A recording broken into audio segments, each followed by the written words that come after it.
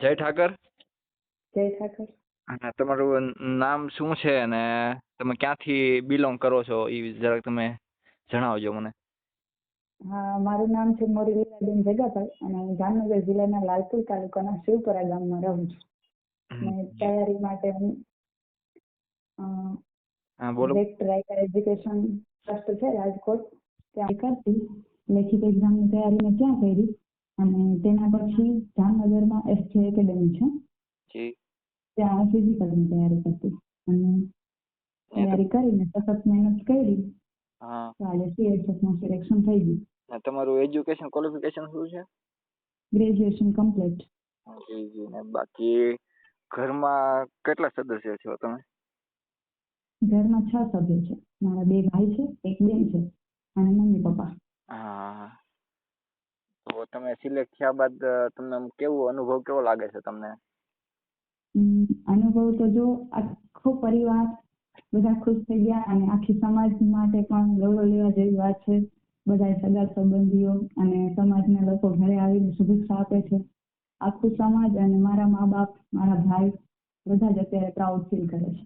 હા, ને ઈ આપણે જાણવું કે બીજું તમે પહેલાનું જે સમય હતો જ્યારે તમે મહેનત કરતા ને સંઘર્ષ કરતા હતા ત્યારનો સમય ને અત્યારના સમયમાં તમને ઘણો ફેર લાગે છે કે?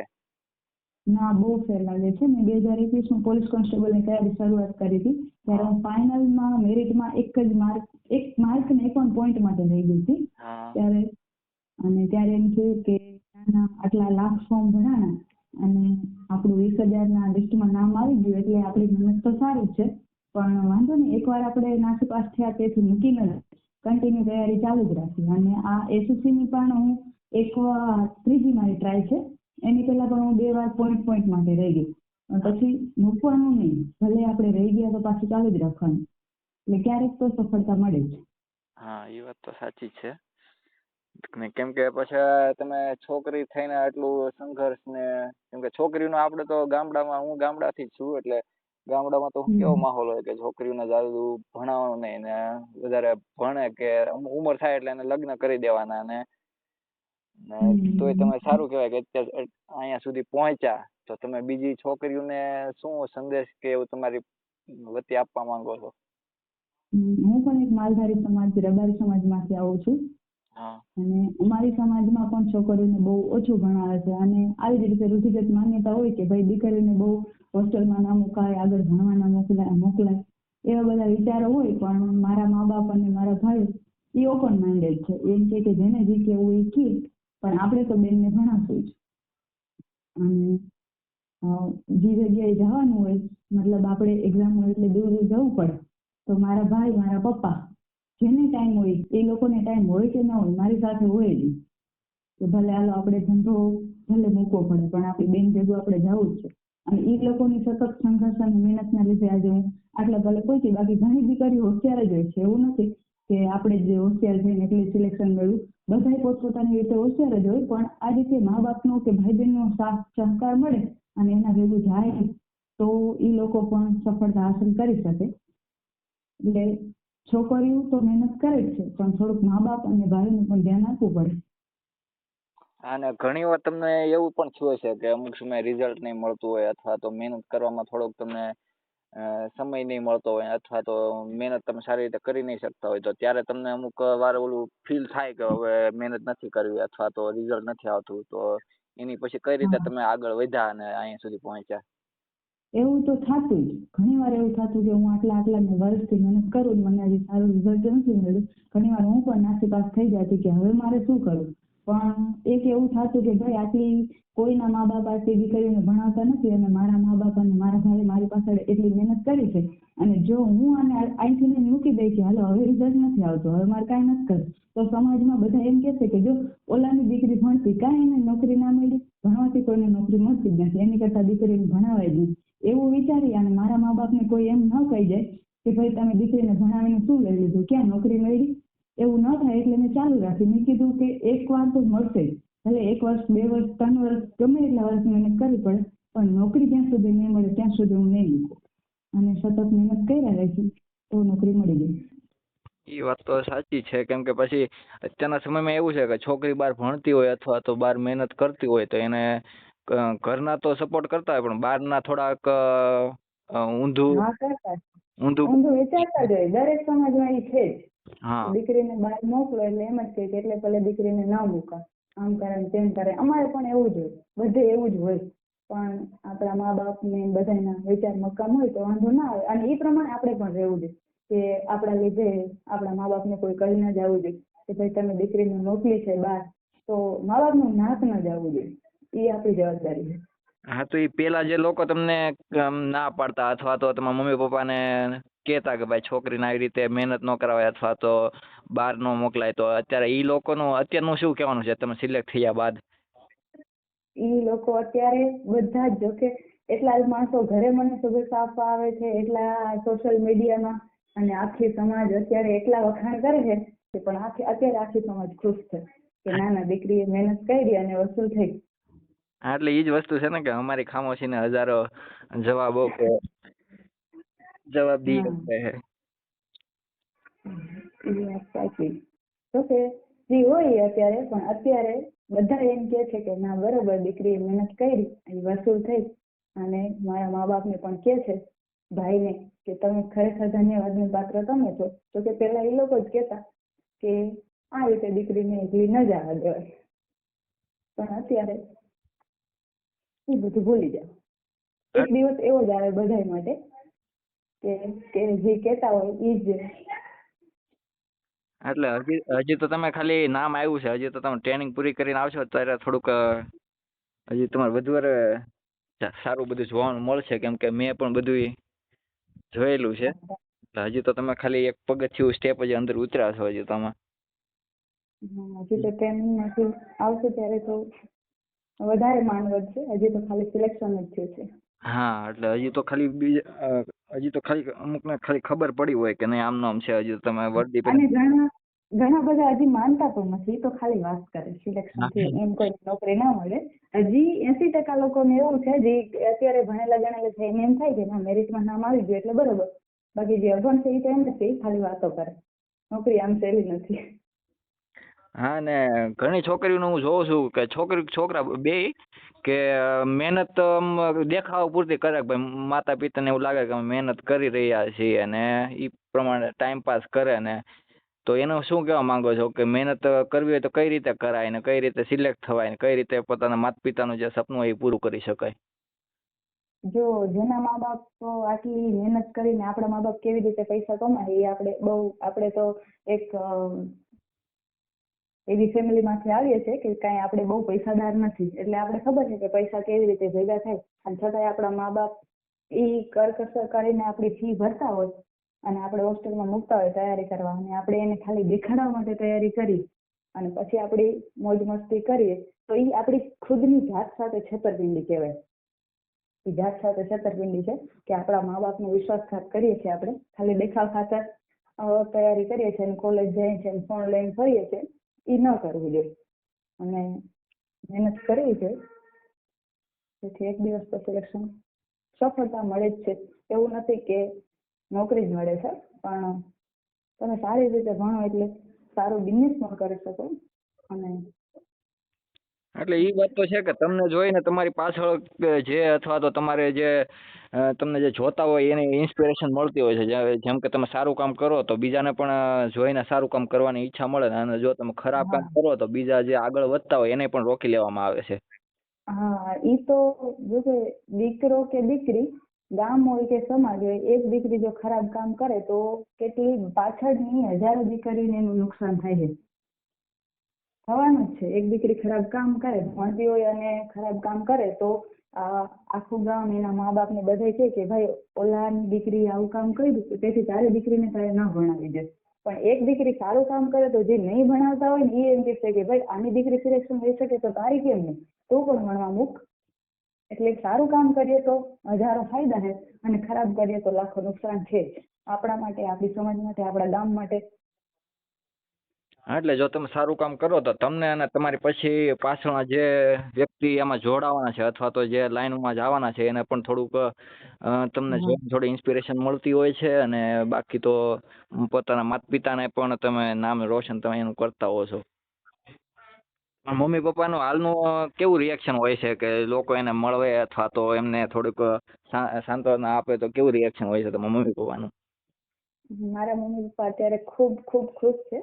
મારા મમ્મી પપ્પા સાવ અભણ છે, પણ એને આજે મારી પાસે આટલી મહેનત કરી. એને ખબર નથી નોકરી એટલે શું, અને આ આર્મી સીઆઈએસએફ એ લોકોની વસ્તુની ખબર નથી. બસ હું કહું કે મમ્મી આને નોકરી કહેવાય, તો આને નોકરી કહેવાય, આમાં આવું હોય, આમાં આવું હોય, તો બસ એ અત્યારે એની ખુશીનું કોઈ ઠેકાણું નથી અત્યારે, કે ભાઈ અમારી દીકરી આટલે પલે પહોંચી ગઈ અને મને ભણાવી.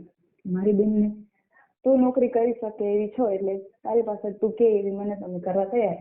બાકી મહેનત આપણે કરવી જોઈએ. મા બાપ આપણે ફાઇનાન્શિયલી સપોર્ટ કરે, પણ મહેનત તો આપણી જ છે. પછી જ્યારે તમે રિટર્નની તૈયારી કરતા તો પછી કઈ રીતે તમે એનું સબ્જેક્ટનું બધા વિષયનું કઈ રીતે તમે તૈયારી કરેલી હતી? તો પહેલા તો હું જનરલ તૈયારી કરતી, પણ આમ એક દિવસ હું યુટ્યુબમાં સ્ક્રોલ કરતી હતી, મને મારી સામે આ એસએસસી જીડીની ભરતીનું આવી ગયું અને મેં એમાં ફોર્મ ભરી દીધું. પછી એના સબ્જેક્ટ મેં મને એકેડેમીનું નામ યાદ નથી, મેં ઓનલાઈન બુક મંગાવી હતી. મારી પાસે 5 બુક છે. એમાં મેથ્સ રીઝનિંગ છે, અને મારું મેથ્સ રીઝનિંગ બહુ સ્ટ્રોંગ છે અને મને એ 2 સબ્જેક્ટ બહુ જ ગમે, એટલે એ 2 સબ્જેક્ટમાં હું પૂરેપૂરી મારે બધો ટાઈમ એને જ આપતી. અને જીકે જીએસ અને એક હિન્દી સબ્જેક્ટ હતો. આ 4 સબ્જેક્ટ અને એક મેં જનરલ બીજો લીધો હતો, એટલે ટોટલ 5 સબ્જેક્ટ હતા. અને 5 સબ્જેક્ટને મેં એટલી વાર વાંચ્યા એટલે એમાંથી એક પ્રશ્ન કોઈ પણ મને પૂછે, રાતે ઉઠાડીને પૂછે, તો હું એનો આખો પ્રશ્નનો જવાબ કહી દઈશ. પછી બધે ફાફા નહોતી મારતી, બસ એ 5 એટલે 5 જ સબ્જેક્ટ, બીજા કોઈ જ નહોતી અડતી, અને ઓનલાઈન ટેસ્ટ આપતી. હા, એટલે જે આપણે જે તૈયારી કરવી હોય તો એ સમય 2-5 મહિના કે 1 વર્ષ એમાં સતત ને સખત મહેનત એમાં કરો એટલે તમને સફળતા જરૂર એમાં મળવાની છે. પછી માર્ક કેટલા તમારે આવેલા હતા એક્ઝામમાં? 107. 107. અને પછી ફિઝિકલ કઈ રીતે તમે તૈયારી કરેલી? ફિઝિકલ જામનગર એસએ એકેડેમી છે, શ્રીરાજજી જાડેજા તૈયારી કરાવતા, સખત મહેનત કરાવતા, અને 8.5 મિનિટમાં પૂરું કરવાનું હોય, પણ હું 7 પહેલા પૂરું કરી દેતી, એટલી મહેનત કરાવતા. પોલીસ હેડક્વાર્ટર છે જામનગરમાં. જી. ફિઝિકલ એટલું લોંગ રનિંગ કરતા, અને પેલા 20-25 કિલોમીટર અઠવાડિયે લોંગ રનિંગ હોય, અને એટલી એક્સરસાઇઝ અને પ્રોપર ડાયટ એવું બધું. અને 8.5 ના બદલે હું 7 પહેલા પૂરું કરતી રનિંગ. અને ફાઇનલ હતું જ્યારે મારું 2 વર્ષના દિવસે જ મારી એક્ઝામ હતી, મતલબ રનિંગ હતું. ત્યારે મારો 8 વાગે વારો આવ્યો હતો રનિંગ માટે. ત્યારે અમારું ગ્રુપ હતું, એમાં ફર્સ્ટ હું હતી રનિંગમાં. 7 પહેલા પૂરું થઈ ગયું. ને રનિંગમાં પ્રેક્ટિસ કરતા ત્યારે એવું લાગે કે બહુ મહેનત નથી થઈ શકતી, અથવા તો જેવું આપણે રિઝલ્ટ જોતું એવું નથી મળી શકતું, તો પછી તમે કઈ રીતે રિઝલ્ટ મેળવવા માટે મહેનત કરતા અને કઈ રીતે તમારો ગોલ અચીવ તમે કરેલો? જોકે રનિંગમાં તો મને કોઈ દી વાંધો આવ્યો જ નથી, પણ જેને વાંધો આવતો એ લોકો એમ કહેતા મારા પગ દુખે છે, આમ છે તેમ છે. પણ તમે પગ દુખે એમ કરીને મૂકી દો તો ભેગું કાંઈ થવાનું નથી. જેમ ધીમે ધીમે તમે ચાલુ, ભલે તમારાથી પૂરા 4 રાઉન્ડ નથી લાગતા તો તમે એક જ લગાવો, ધીરે ધીરે અઠવાડિયા પછી 2 લગાવો, પછી બીજા અઠવાડિયે 3 લગાવો. એવી રીતે કરીને રનિંગ ધીરે ધીરે જેવી રીતે તમારા બોડીને તમે એક્ટિવ કરશો એવી રીતે થઈ જશે. બાકી મૂકી દેવાથી કાંઈ ભેગું થવાનું નથી. હવે અમુક તો પછી એવી રીતે કે ભાઈ છેલ્લે આપણે જોઈ લઈશું, ત્યારે પછી કઈ ના, છેલ્લે કાંઈ જોવાતું નથી. પછી 1-2 મહિનાની મહેનતમાં કે કોઈને એવું હોય કે ભાઈ મારાથી થઈ જાય, હું અઠવાડિયામાં ખેંચી લઈ, તો એવું નથી થતું. અઠવાડિયામાં કોઈથી કાંઈ ભેગું નથી થતું. તમારે 2-3 મહિના મહેનત તો કરવી જ પડે. હા, એટલે તમે જે ગોલ તમારો જે તમે અચીવ કરવા માટે એની પાછળ ભાગવું પડે, દોડવું પડે, મહેનત સતત કરવી જ પડે એની પાછળ.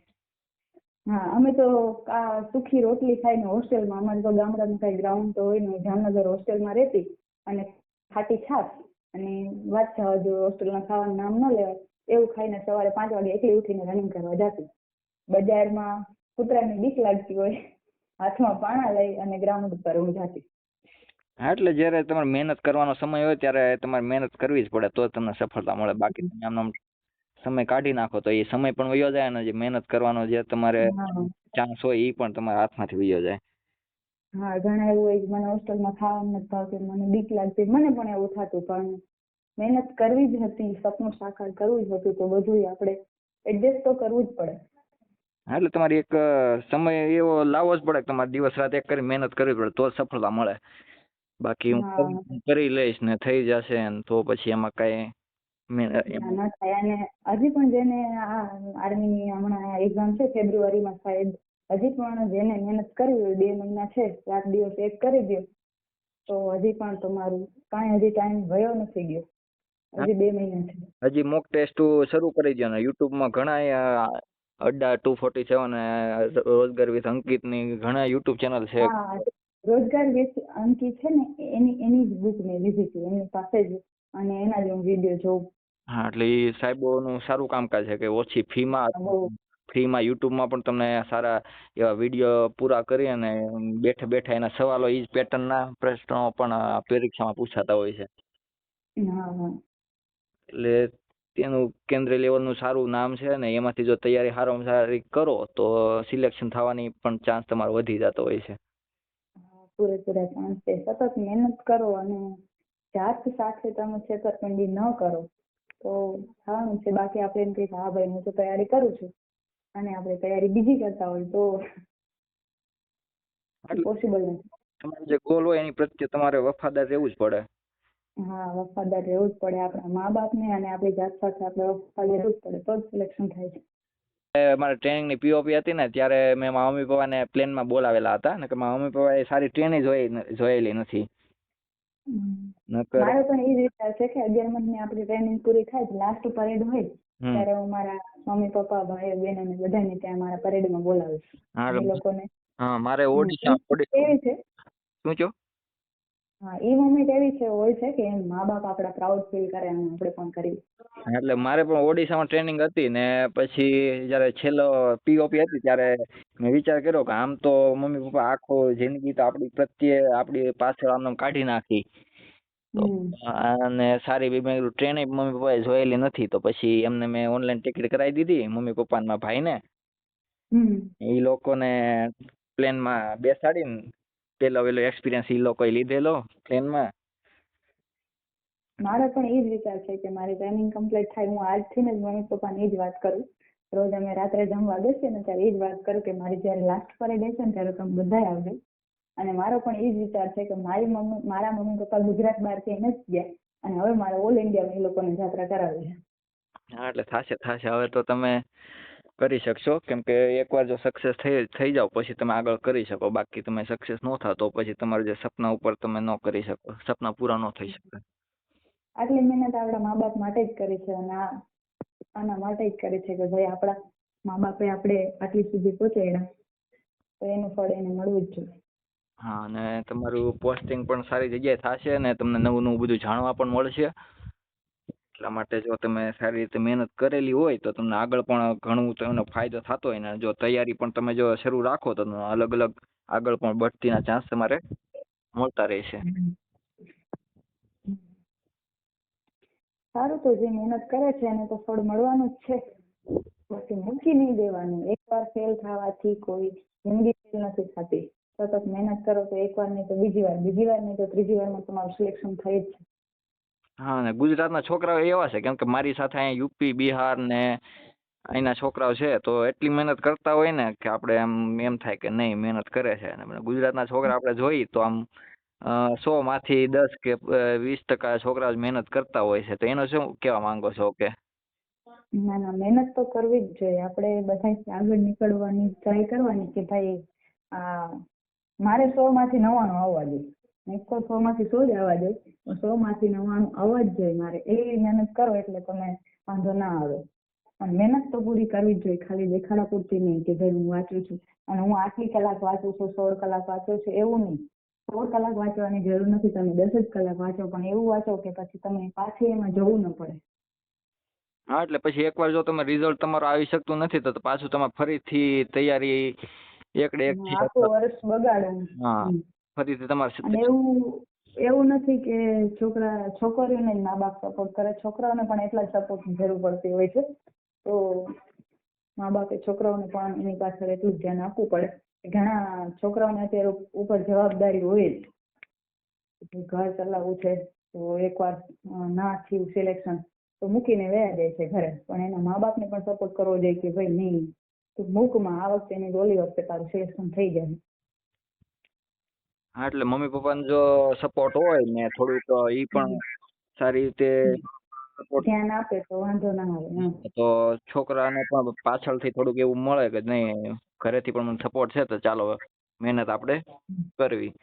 મહેનત કરવી એટલે પૂરી મહેનત કરવાની જ. પછી એવું નહીં કે ભાઈ આપડા ઘણાને એવું છે કે મારા મા બાપ તો પૈસાવાળા છે, ભલે ને 2-3 વર્ષ સુધી ફી ભરે, એવું નહીં. ફી ભરે છે તો એનું તમે વસૂલ કરો. ને ઘણા છોકરાને આપણે જોયેલું છે કે ગોલ બીજો હોય ને મહેનત બીજી દિશામાં કરતા હોય. બધું મિક્સ નહીં કરવાનું, ખીચડી ભેગી કરે ને એટલે કાંઈ ભેગું નથી થતું. બધી બાજુ ના દોડો, તમે એક ગોલ રાખો. સબ્જેક્ટ તો બધાને સેમ જ હોય, પણ તમારું જે ભલે બધી એક્ઝામ આપો, એવું નથી કે આ ગોલ છે એટલે આની એકની જ એક્ઝામ આપો, પણ તમે તૈયારી જેની કરો છો એની એક જ વસ્તુની કરો. એટલે બધાય તમે સબ્જેક્ટ ભેગું કરવા જાઓ ને તો કાંઈ ભેગું નહીં થાય. એટલે જે તમારે પીએસઆઈ નો ગોલ છે તો તમે કોન્સ્ટેબલની એક્ઝામ આપો, કોણ ના પાડે, પણ પીએસઆઈ ના જેટલા સબ્જેક્ટ છે એ પેલા પૂરા કરો. એટલે જે સિલેબસ તમારો હોય એ સિલેબસ વિગતવાર તમે કમ્પ્લીટ કરો અને જે એના પ્રશ્નો હોય અથવા તો જે એના પેપર હોય, મોક ટેસ્ટ હોય, એ બધું સારી રીતે આપતા રહ્યો અને એમાં પણ તમને ખબર પડતી રહેશે મારો કેટલો સિલેબસ પૂરો છે ને કેટલો બાકી છે. એ પ્રમાણે પછી તમને પણ સફળતા મળે. જો તમારે સિલેબસ ઉપર આખી ગેમ હોય છે આ પરીક્ષાઓની. તો ખૂબ ખૂબ ધન્યવાદ ને તમે બસ આવી રીતે આગળ પ્રગતિ કરતા રહ્યો. Thank you.